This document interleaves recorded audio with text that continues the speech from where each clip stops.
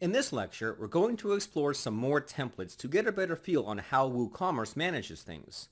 Right now, I'm looking at the cart page. I've added one item to the cart. There is one noticeable problem.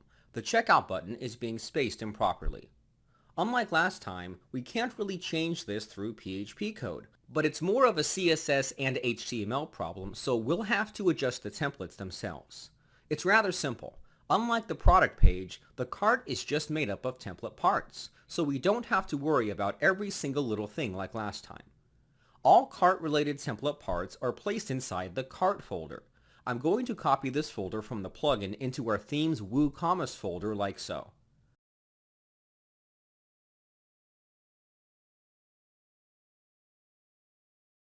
I'm going to delete all the files except for the proceed to checkout button.php template file.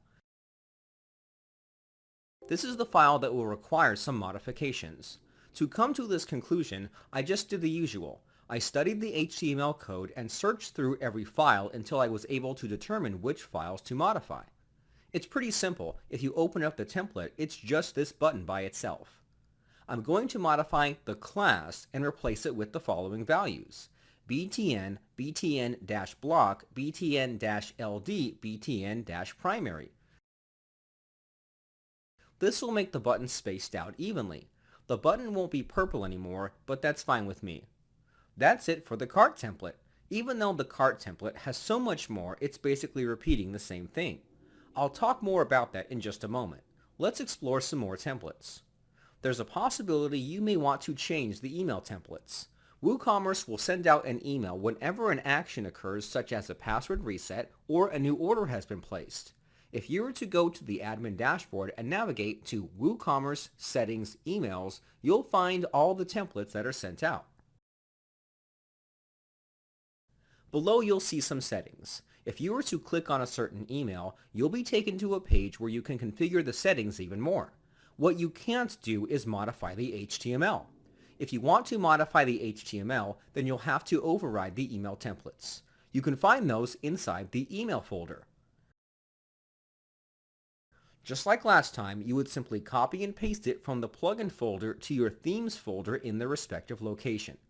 I'm not going to do this as I'm fine with the email templates. However, testing out email templates is a problem, especially with our development environment. In order to view an email template, you will have to receive an email, which usually isn't possible on a local environment. Of course, you can set up an SMTP server, but that's beyond the scope of this course. It's also a bit complicated. The next best thing is to test it out on a live host, but that can cost money and it takes too long. Luckily, someone made a very simple solution.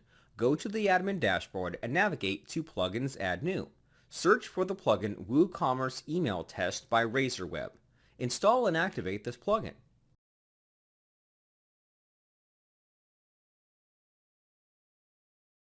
Before we can test this plugin, you may need to create an order. Simply go to Woocommerce, Orders, Add New, and just fill in some dummy data. I'm going to pause the video and add an order really quick. Once you've filled in some data, submit it. Now we can test the email templates. Under the Woocommerce menu, the plugin we just installed will generate a new submenu called Email Test. Let's check this menu item out. You'll be taken to a very simple interface. I'm going to select the order we just created and save it. Then I'm going to click on the Completed Order button below. Here is what one of the templates would look like if a user opens it in their inbox. This is a great way to test your templates on a local server without the need for a live server. I'm going to do something you should never do. I'm going to open this template from the Woocommerce plugin folder. The completed order template is the customer completed order.php file. I'm going to make a simple modification. I'm going to output the text test. You never want to modify a template inside the Woocommerce plugin, as any changes you can make can be overridden after an update. However, this is just for an example. After making this change, I'm going to refresh the page. The text should now be outputted. I'm going to remove my changes. So that's how you would go about making changes to the email templates and how to test them. Alright, let's move on to something else. In some situations, you won't be able to make changes to the template themselves even if it may seem like it. For example, if I were to go to my cart and press checkout, I'll be taken to this form to fill out my billing and shipping details. A lot of the HTML here is broken. In addition to this, you may want to have extra fields or remove some fields. You will not be able to modify these fields through a template. You'll have to use hooks. We'll tackle both problems. First, let's fix the formatting issue we have here. I'm going to inspect the form. Inside this form, there is one div tag with the class call2set. Inside this div tag, we have two more additional tags with the classes call1. The reason the fields are getting squished together is because these two div tags have the call1 class. The call1 class is a bootstrap class that will make an element have a certain width. If we were to look to the right, you'll see that both Bootstrap and Woocommerce try to apply stylings that conflict with each other. What Woocommerce is attempting to do is make two columns that are about 50% in width. Now the question is, how do we go about attempting this? Well, instead of letting Woocommerce set the width, we'll let Bootstrap do that. We'll have to change the classes used in order to do that. We'll need to modify the template ourselves. We already know what classes and HTML to look for. The next step is to find the template with the same HTML. I've already gone ahead and found the template we'll need to make changes to. Open the checkout/form-checkout.php template.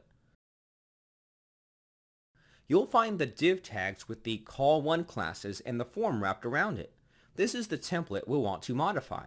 I'm going to copy this file and paste it over to our theme.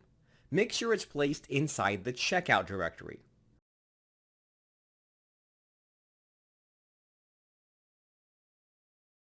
Now we'll just have to make a few adjustments. First, we're going to add the row class to the div tag with the ID of customer details.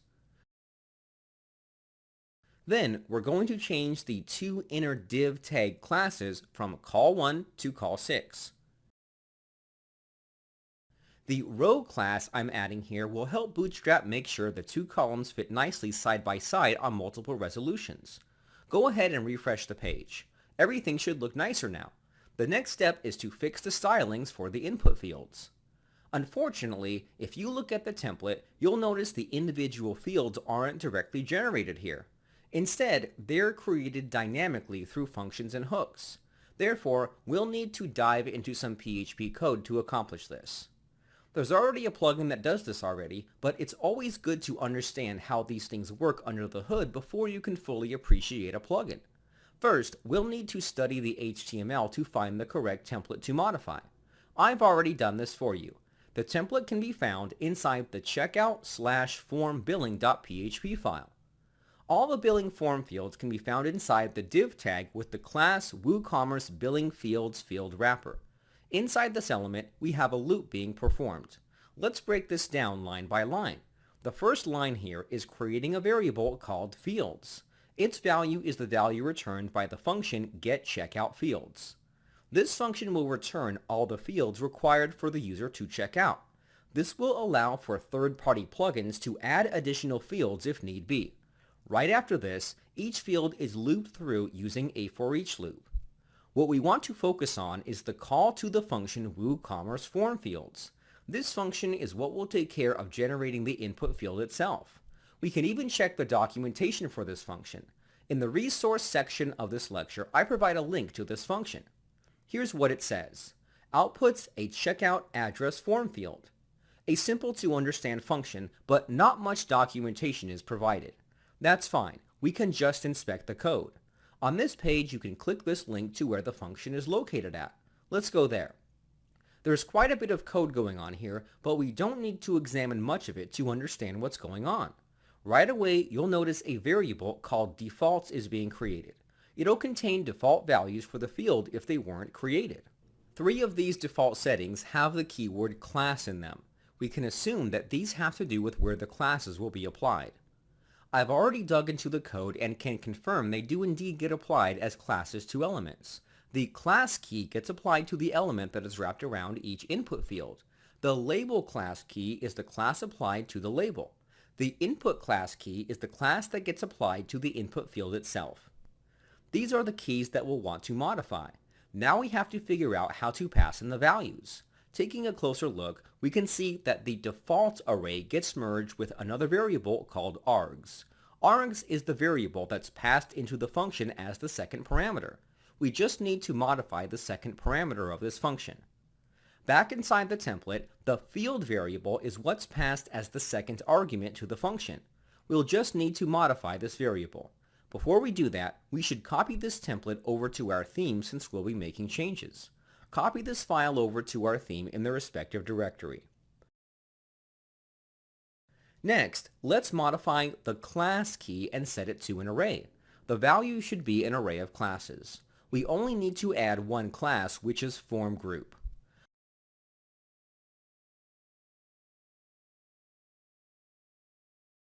The next key to set is the input class. This will also be an array of classes. The only class we'll pass in is form control.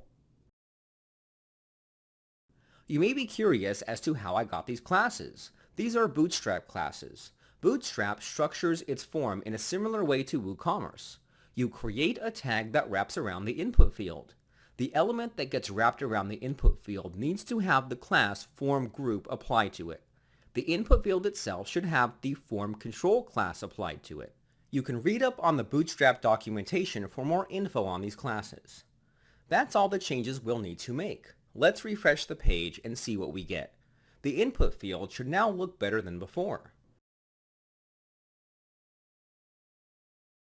So we've basically gone over the many ways to modify a template.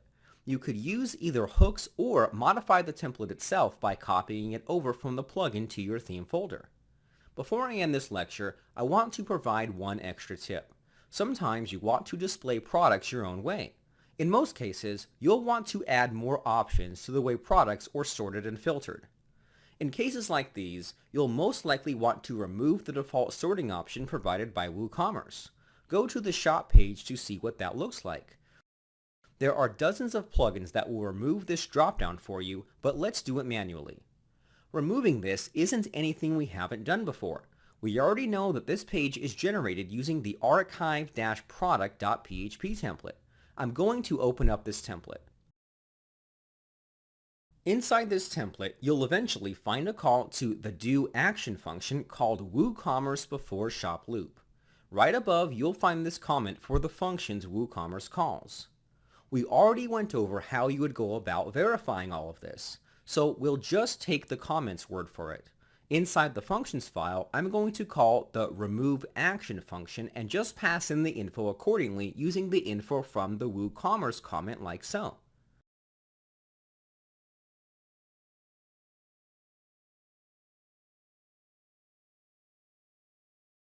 Refresh the page to check. Just like that, the sorting is gone. Nothing really new here, but I just wanted to show you this as it's something I find myself doing often.